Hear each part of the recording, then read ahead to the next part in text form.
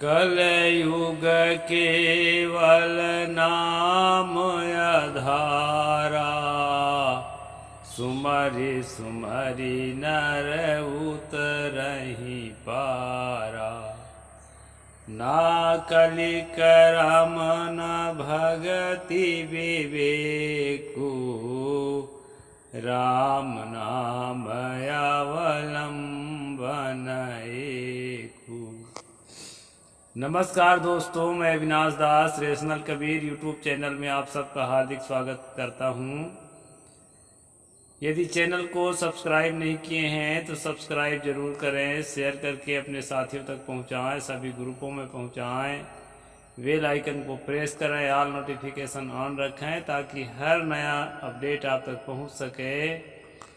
Like और comment जरूर करें दोस्तों। मैंने रामचरितमानस की 2 चौपाइयाँ रखी है आपके सामने, उसका संक्षेप में अर्थ कर देता हूँ। इसके बाद फिर जो है आज के महत्वपूर्ण बातों पर चलते हैं।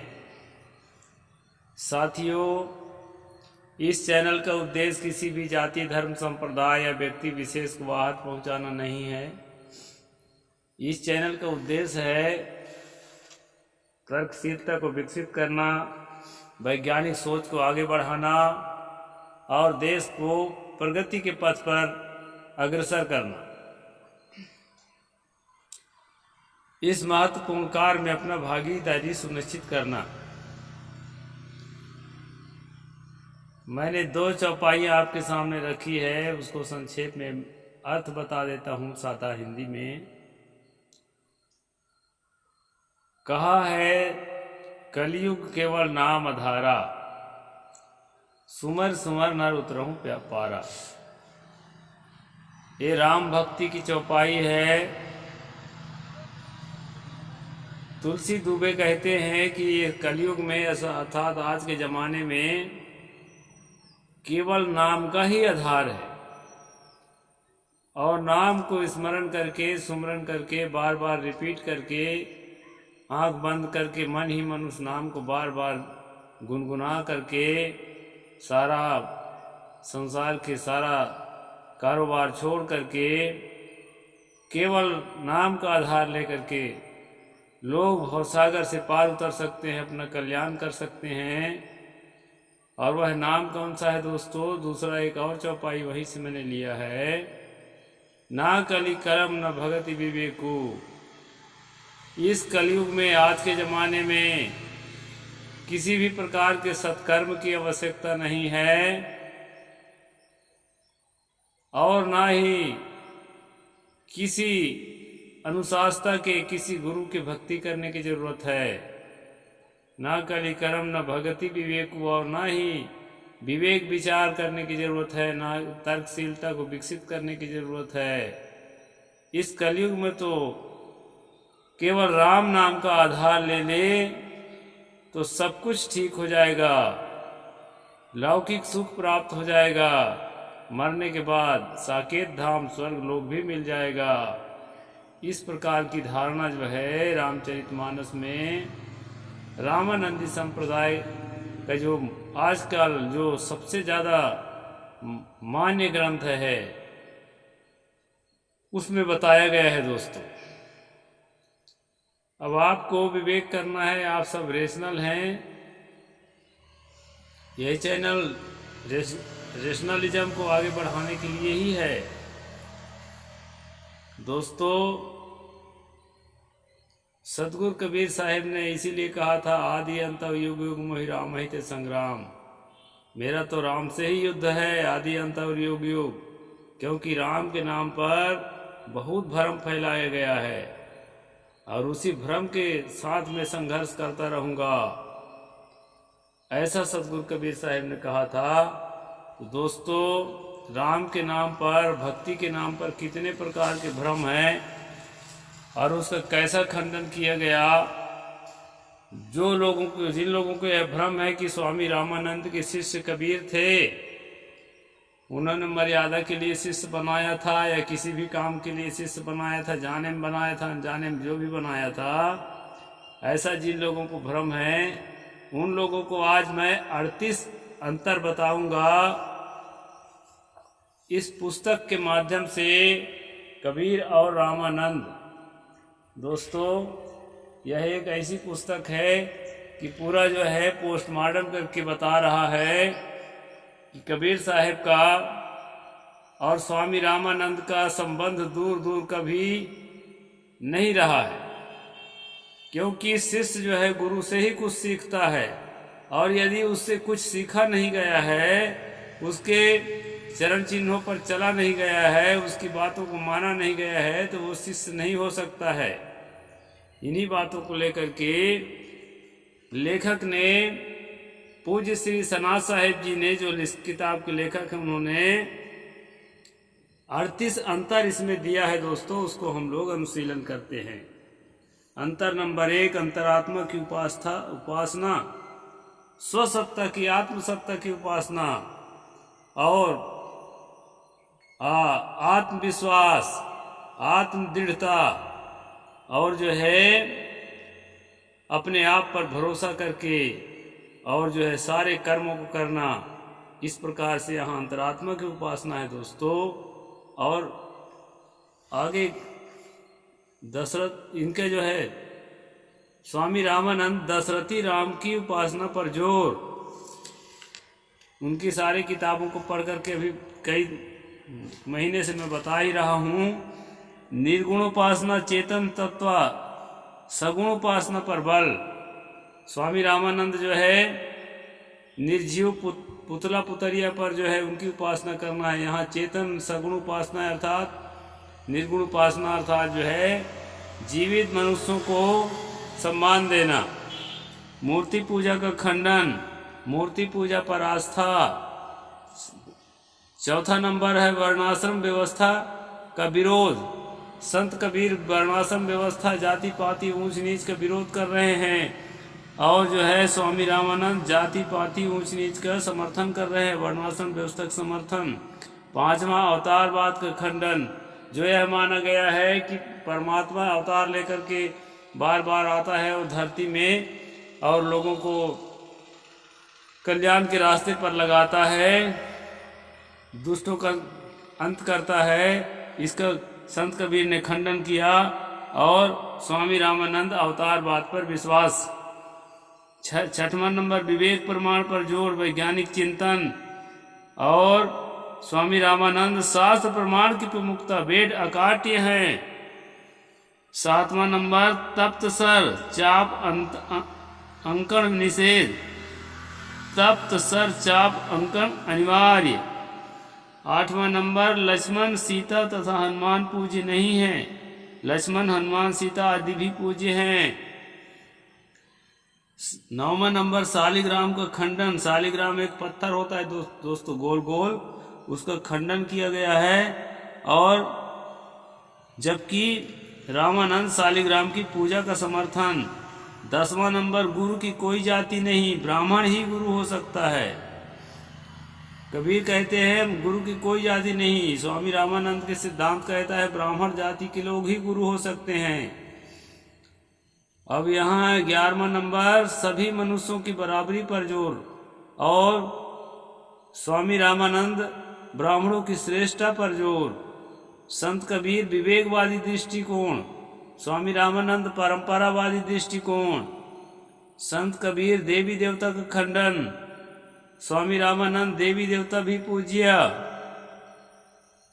14 नंबर तीर्थ व्रत का खंडन, तीर्थ व्रत का महत्व, स्वामी रामानंद तीर्थ व्रत का महत्व। 15वां नंबर यज्ञ हवन का विरोध, संत कबीर। स्वामी रामानंद यज्ञ हवन का समर्थन। 16वां नंबर एकादशी व्रत का खंडन, संत कबीर। स्वामी रामानंद एकादशी आदि व्रतों पर आस्था। संत कबीर गंगा जमुना आदि नदियों में नहाने से पाप क्षय का खंडन। संत कबीर नहीं मानते कि नदियों में नहाने से आपका पाप मिट जाएगा। दूसरी ओर 17वां नंबर स्वामी रामानंद गंगा आदि नदियों में स्नान करने से पाप कटने पर विश्वास। स्वावलंबन पर जोर, भगवान पर आश्रित।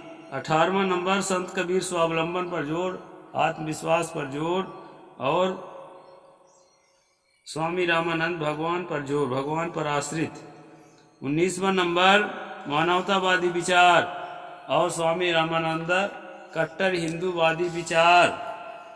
20वां नंबर विवेक सम्मत बातों पर जोर, वैदिक धर्म के प्रचार पर जोर, स्वामी रामानंद। संत कबीर रामनवमी आदि उत्सव का निषेध, स्वामी रामानंद रामनवमी आदि उत्सव मनाने पर जोर। संत कबीर चारों धाम की यात्रा का कोई प्रश्रय नहीं, स्वामी रामानंद चारों धाम की यात्रा का समर्थन। संत कबीर साकेत धाम का कोई महत्व नहीं, स्वामी रामानंद साकेत लोक पर आस्था। संत कबीर सुमरनी माला की जरूरत नहीं, स्वामी रामानंद सुमरनी माला अनिवार्य। संत कबीर द्वादश तिलक का निषेध, स्वामी रामानंद द्वादश तिलक जरूरी। संत कबीर सहज ध्यान पर जोर, दशरथी राम का ध्यान पर अनिवार्य, स्वामी रामानंद। दासांत नामों की स्वीकृति, आनंदांत नामों का स्वीकृति, नाम के आखिरी में आनंद लगाते हैं और कबीरपंथी नाम के आखिरी में दास लगाते हैं, जैसे मेरा नाम अविनाश दास है। इस तरह से दोस्तों त्रिदंड धारण का निषेध, 3 प्रकार के अलग अलग जातियों को डंडा रख के चलने की बात कही गई है, उसका कबीर साहब ने निषेध किया है। त्रिदंड धारण की महत्ता है, ब्राह्मण क्षत्रिय वैश्य अलग अलग प्रकार के डंडा लेके चले। श्वेत वस्त्र धारण और कसाय वस्त्र धारण, सफेद कपड़ा हम लोग पहनते हैं, लोग कसाय रंग का वस्त्र पहनते हैं, गेरुआ। फिर कहते हैं कबीर वेद के विरोध में है, रामानंद वेदों के समर्थन में है। कबीर जीवन मुक्ति मोक्ष की स्वीकृति, मोक्ष अस्वीकार कैंकर्य भाव पर जोर, मतलब भगवान को प्राप्त करने की बात कबीर पंथ में नहीं है, और ये जो है भगवान को ही प्राप्त करने पर जोर है। सालोकादिचार मुक्ति का खंडन और सालोकादि मुक्ति पर आस्था, ये अंतर है दोस्तों। 32 नंबर अप्रोक्ष चेतन की उपासना, आत्मसत्ता, सहज अवस्था, ये है कबीर पंथ के लक्ष्य।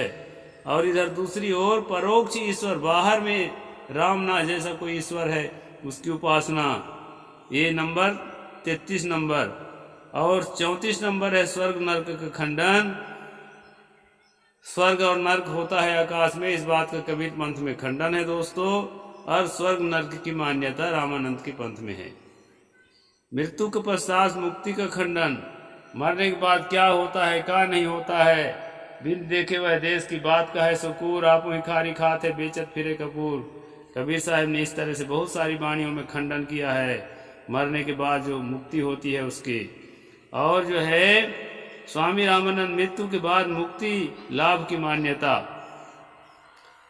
36वां नंबर है राम नाम के जप से पाप क्षय का खंडन। राम नाम जपने से राम के कहे जगत गति पावे, खाण कहे मुख मीठा इत्यादि बहुत सारी बातें कह करके राम का नाम जपने से कबीर साहिब ने रोका है। वह रघुनाथ एक के सुमरे जो सुमरे सो अंधा, ऐसा कहकर रोका है अपने अनुयायियों को। जबकि राम नाम का जप जो है पाप क्षय के लिए अवश्य मानना, ये स्वामी रामानंद का विचार है दोस्तों। आचरण की शुद्धि पर बल, सदगुरु कबीर साहिब ने आचरण की शुद्धि पर बल दिया और स्वामी रामानंद कर्म कांड पर जोर दिया है। यज्ञ हवन स्वाहा करो, नाम जपो और क्या क्या करो। श्री राम के आयुधों की पूजा मान्य नहीं। श्री राम के जो हथियार हैं, जो धनुष बाण इत्यादि है, उसकी पूजा करने के बाद कबीर पंथ में नहीं माना जाता है। हथियारों की पूजा नहीं, यहाँ शांतिप्रद है, अहिंसा प्रद है। और ये जो है राम के आयुधों की पूजा करते हैं, अर्थात हिंसा को जो है बढ़ावा देते हैं स्वामी रामानंद की परंपरा में। इतना 38 प्रकार के अंतर होते हुए भी जो मूर्ख से मूर्ख कबीर पंथी है उसको क्या कहा जाए, आज भी रट लगा रहा है कि स्वामी रामानंद कबीर साहब के गुरु थे।